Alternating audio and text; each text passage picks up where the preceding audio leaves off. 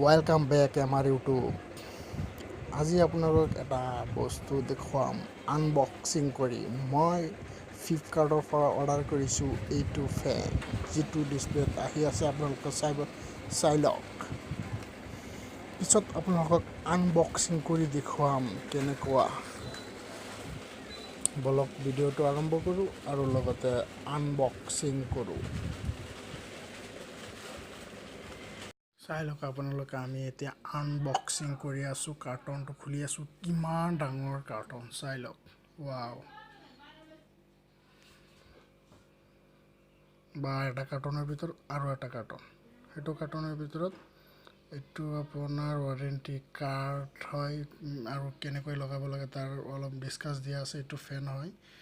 এটো ফেনৰ ওপৰত লগোৱা এটো 5 এটো লাইট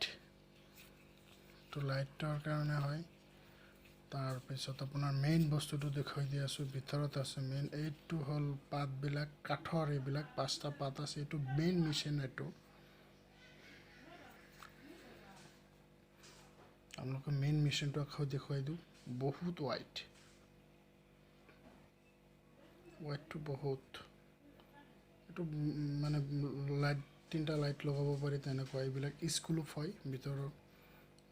পাত বিলাক লগাবৰ কাৰণে ইয়াত আপোনাৰ নস্কা বিলাক দিয়া আছে কেনেকৈ লগাব লাগে কেনেকৈ ফিটিং কৰিব লাগে হেবিলাক ভালকে সব দিয়া আছে এইটো হল লাইটৰ কাৰণে এটো লাইট জ্বলি থাকিলে ধুনিয়া লাগিব পোহৰটো